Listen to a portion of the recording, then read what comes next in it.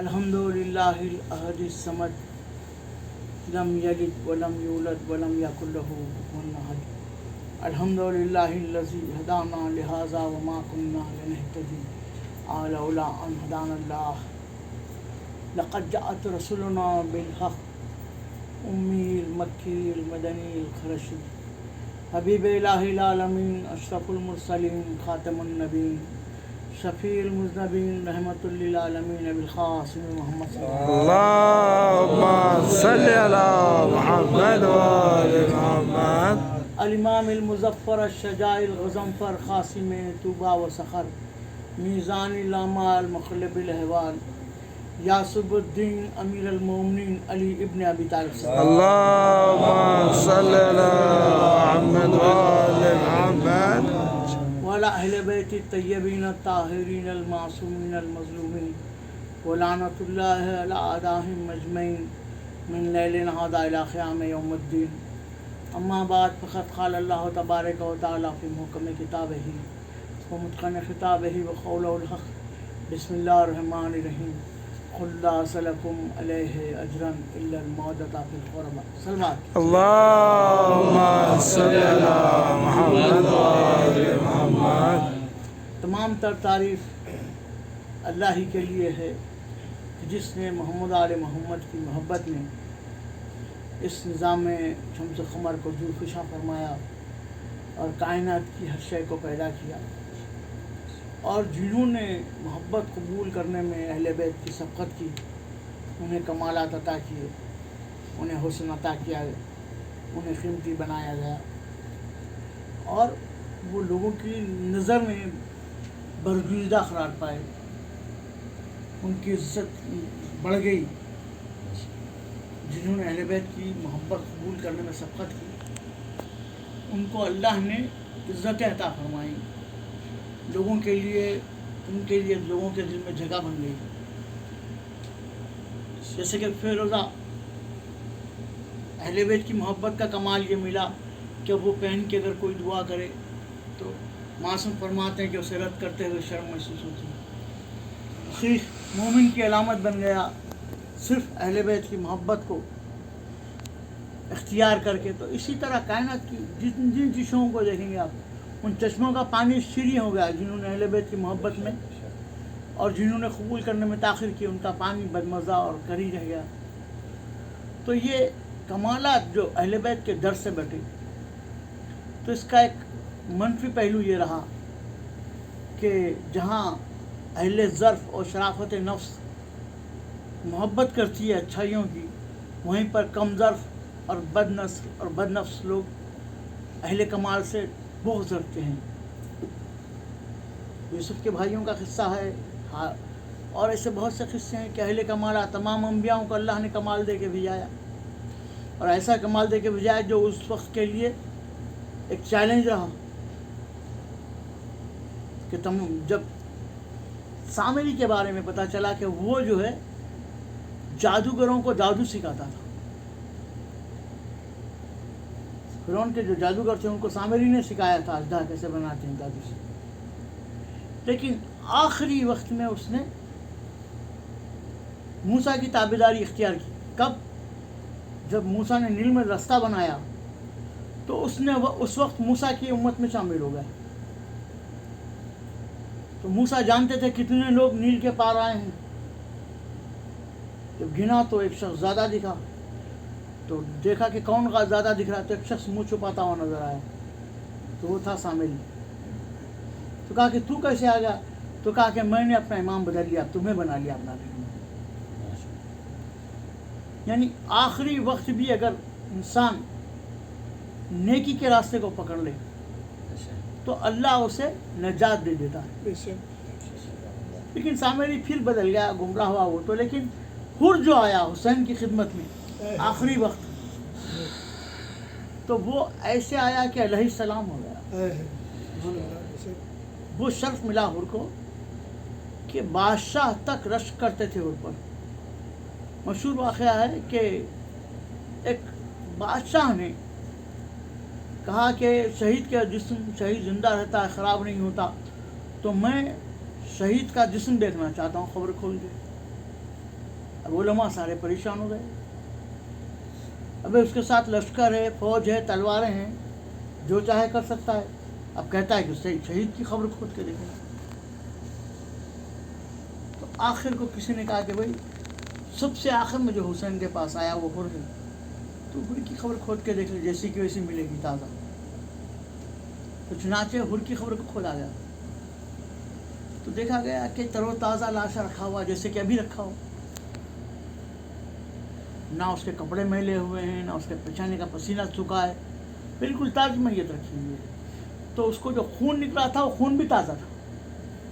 اس کے پیشانی پہ جو خون جما ہوا تھا، جس کو رکانے کے لیے امام نے شہزادی کونین کا رومال باندھا تھا حر کے پیشانی پر.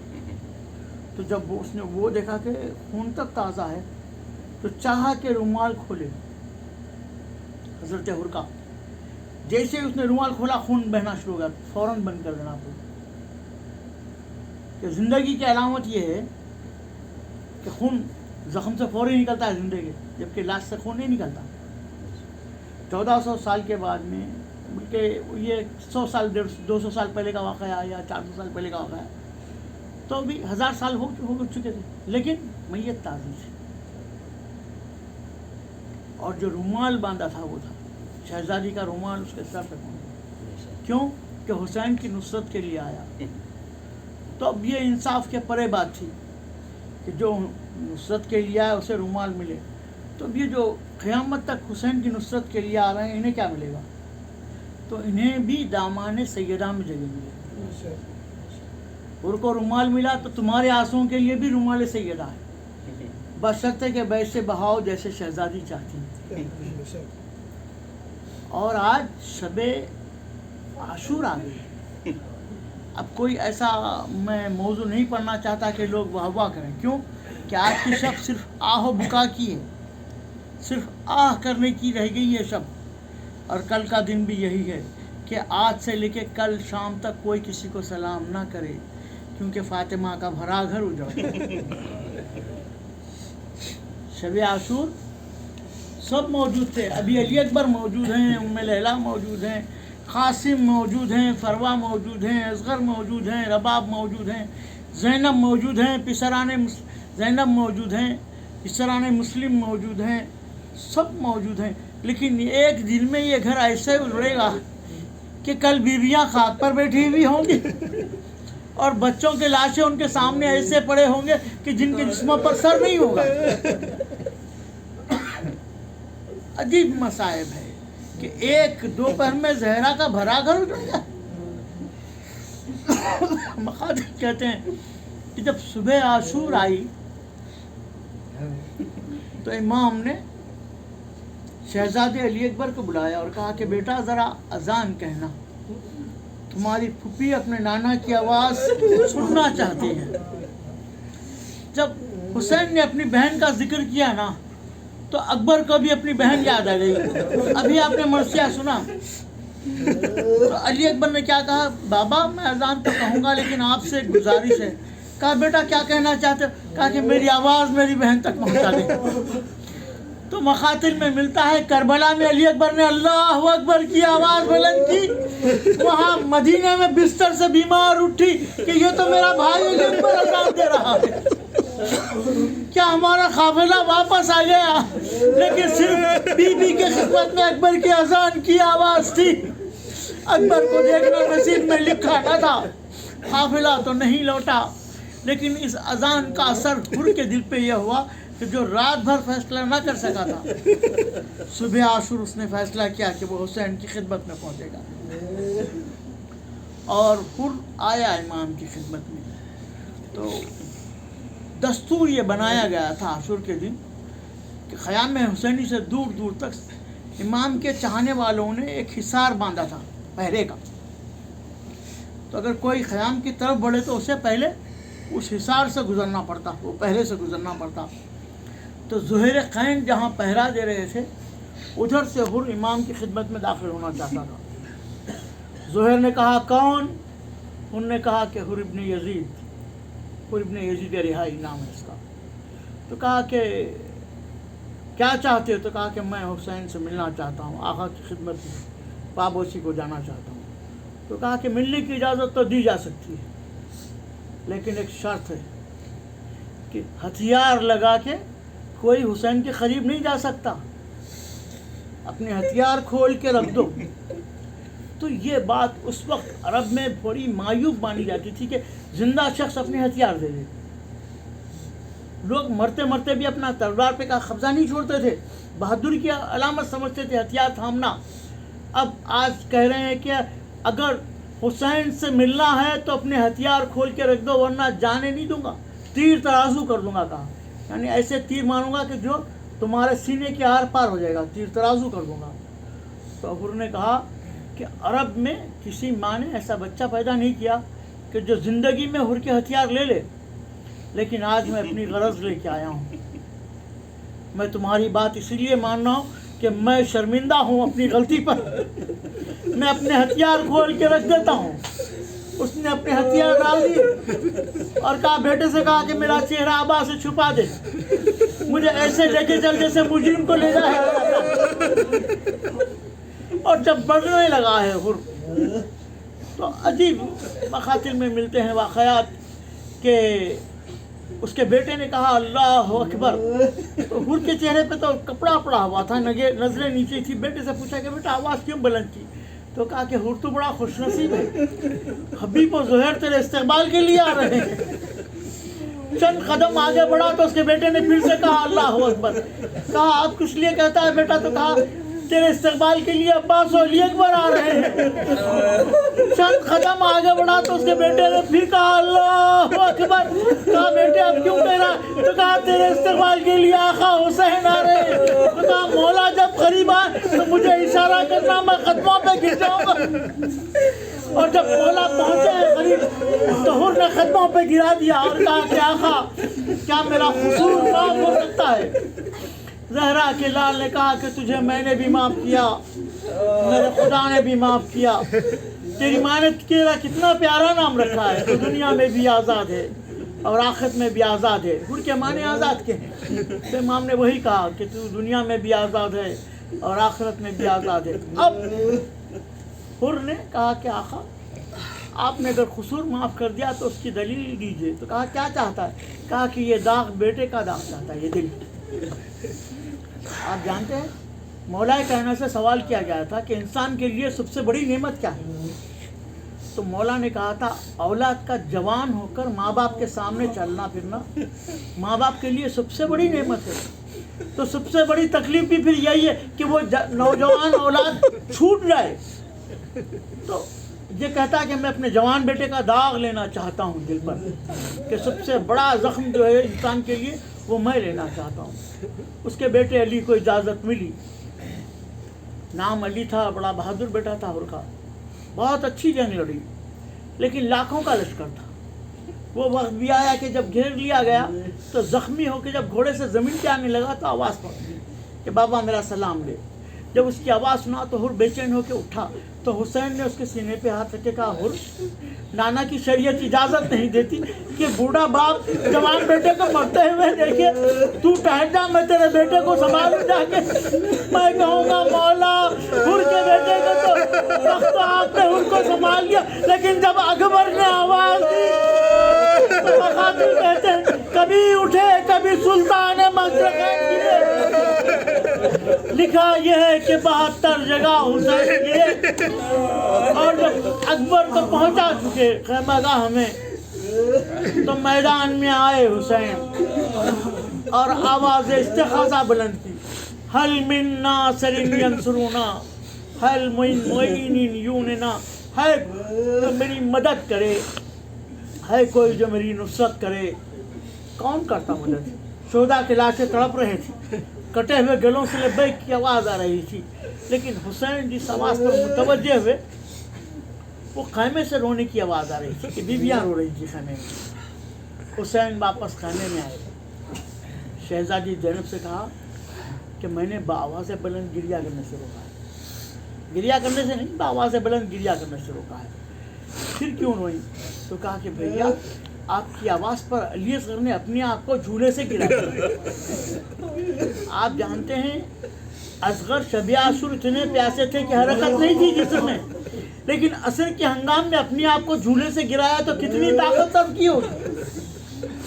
ایک مرتبہ اصغر کو لیا، حسین کو یاد آیا کہ بچے سے بھی وعدہ کیا ہوا ہے، تو رباب سے کہا کہ شاید کسی کو رحم آ جائے اور تیرے لال کی پیاس بجھ جائے. چنانچہ اصغر کو لے کے چلے ہیں تو ماں نے ایک سفید کپڑا اڑا دیا کہ کربلا کا مقتل بہت گرم تھا، بہت تیز دھوپ تھی. اب اشیاء دیکھ رہے تھے غور سے، حسین آ رہے ہیں لیکن کچھ دامن میں چھپائے لا رہے ہیں. تو انہوں نے کہا کہ ہم نے سمجھا کہ حسین قرآن لا رہے ہیں. جب ہمارے علماء نے اس بات پہ غور کیا کہ انہوں نے قرآن کیوں سمجھا تو پتہ چلا کہ بچے کے وجود کا لازمہ حرکت ہے. چھوٹا بچہ جو ہوتا ہے نا، اس کے ہاتھ پاؤں ہلتے رہتے ہیں. اصغر بھوک پیاس سے اس قدر نڈھال ہو چکے تھے کہ جسم میں کوئی حرکت نہیں تھی. ایسے معلوم ہو رہا تھا کوئی ساکت کوئی ٹکڑا ہے جو حسین اٹھا کے لائے ہیں. فوجوں کے مقابل پہنچے، جب دامن ہٹایا نا تو دیکھا کہ ایک پھول ہے جو مرجھایا ہوا ہے. اصغر کو بتا کے کہا کہ یہ بچہ ہلاکت کے قریب ہے، میں گناہگار صحیح، اسے تو کوئی پانی پلا دے. تم میں کوئی صاحب اولاد آگے بڑھے، لیکن حسین کی بات کا کسی پر اثر نہ ہوا. تو امام نے اصغر کو جلتی ہوئی ریتی پہ لٹا دیا، کہا کہ کوئی آئے اور اسے سیراب کرے، لیکن کوئی آگے نہ بڑھا. اصغر کو گودی میں اٹھایا اور کہا بیٹا تم حجت خدا کے فرزند ہو، اپنی حجت کو تمام ہو. مخاطر کہتے ہیں کہ اب تک جو بچہ ساکت تھا ایک مرتبہ ننگی سی گردن اٹھائی، فوجوں کی طرف دیکھا، اپنے سوکھے ہوئے ہونٹوں پر ننگی سی زبان پھیرنا شروع کی. عالم یہ تھا کہ جنہوں نے یہ منظر قریب سے دیکھا وہ چیخیں مار کے رو رہے تھے کہ بچہ پیاسا ہے. فوجیں منقلب ہو رہی تھی. پیسرے صاحب نے کہا آئینہ آئینہ ہرملہ، ہرملہ کہاں ہے؟ حسین کے خلاف کو خطا کرے، حسین کے کلام کو کیسے خطا کیا گیا؟ ارے وہ تیر نکالا گیا جو بڑے جانوروں کے لیے استعمال ہوتا ہے، وہ تیرے سے صبح چلا، بچہ باپ کے ہاتھوں پر منقلب ہو گیا. حسین کا بازو زخمی ہو گیا. اصغر نے مسکرا کے ایک مرتبہ گردن ڈال دی. خون کے چند قطرے گرے، حسین نے چلو میں جمع کیے، زمین کی طرف چھوڑنا چاہا تو زمین نے کہا آقا اس کا وزن زمین برداشت نہیں کر سکتے، قیامت تک اناج نہیں اگے گا. آسمان کی طرف پھینکنا چاہا تو آسمان کانپ اٹھا کہ مولا اگر یہ پانی آسمانوں پر آ گیا تو قیامت تک بارش نہیں ہوگی. حسین نے خون کو اپنے چہرے پہ مل لیا، کہا کہ اسی طرح نانا سے ملاقات کروں گا. عجیب منزل ہے. دیکھیے آپ، حسین نے یہاں پہنچ کر آپ لوگوں کو یاد کیا. جب بیمار امام کے سرانے آئے ہیں تو فرمایا ہے کہ میرے شیعوں سے کہنا شیعتی لیتاکم فی یوم عاشوراء تنظرونی کیفا استسقی طفلی وهو یرمون. اے شیعو تم کاش کربلا میں دیکھتے، میں اپنے بچے کے لیے پانی مانگ رہا تھا اور ظالموں نے رحم نہیں کھایا، میرے ہاتھوں پہ میرے بچے کو شہید کر دیا. ابھی حسین اصغر کی لاشیں کو سینے سے لگائے کبھی قیام کی طرف بڑھتے ہیں، کبھی لوٹ جاتے ہیں، بار بار فرماتے ہیں انا للہ و انا الیہ راجعون رضاً بقضائہ و تسلیما لامرہ. ایسے میں ایک شخص نے آ کے سلام کیا. حسین نے کہا کہ بھائی تو کون ہے؟ تو کہا کہ میں قاصد بیمار مدینہ ہوں. اب وہ بیٹی یاد آئی جس سے وعدہ کر کے چلے تھے. ایک مرتبہ خط کو کھولا تو لکھا تھا بابا آپ نے کہا تھا کہ منزل پر پہنچنے کے بعد تمہارے بھیا علی اکبر یا چچا عباس کو بھیجیں گے.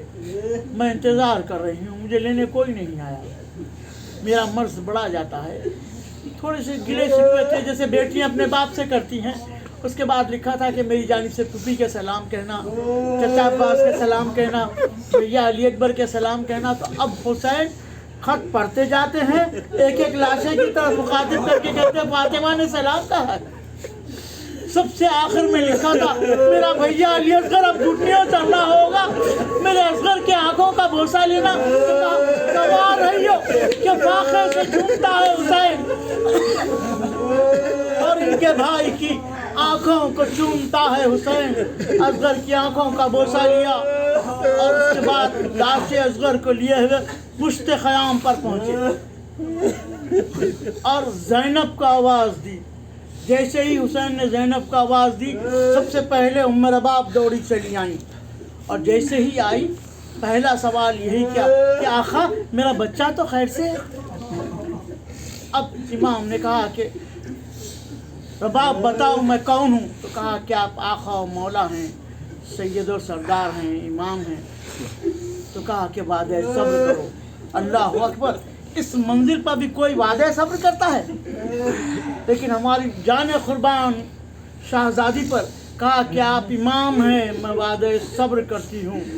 اب امام نے جو دامن کو پلٹا تو ماں نے کیا دیکھا؟ من کا ڈھلا ہوا ہے، بانجھوں میں خون بھرا ہوا ہے۔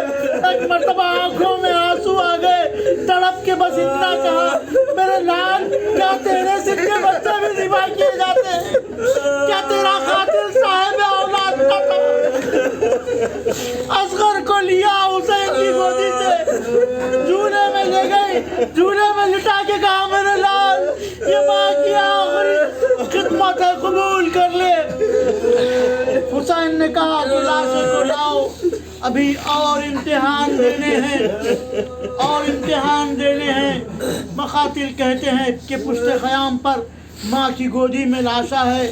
حسین ذوالفقار سے مقتل کی زمین کھودنے لگے، ایسے میں رونے کی آواز آئی۔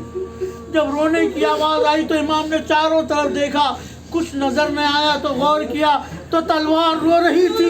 کہا ذوالفقار تو کیوں گریہ کر رہی ہے؟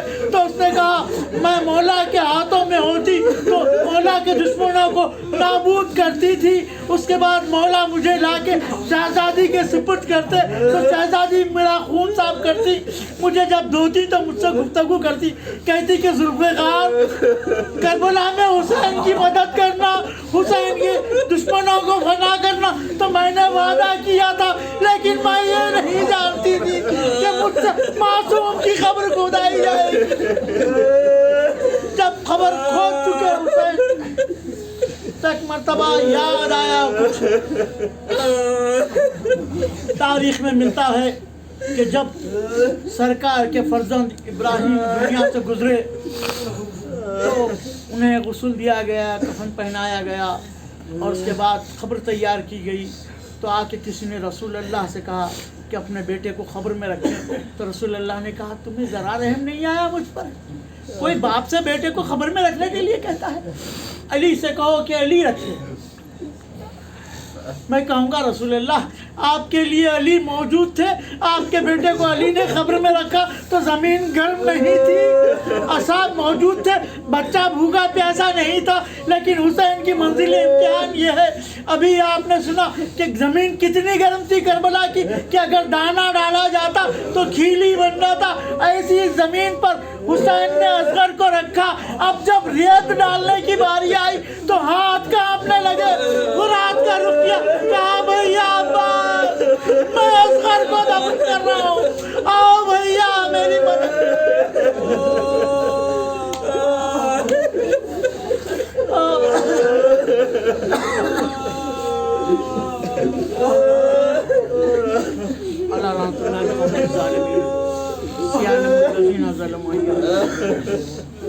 بار الہ ان آنسوں کو سب قبولیت عطا فرمائے، حاضرین مجلس بانی مجلس کی جملہ حاجتوں کو پورا فرمائے، ہم سب کا خاتمہ ایمان پر ہو، ماتم حسین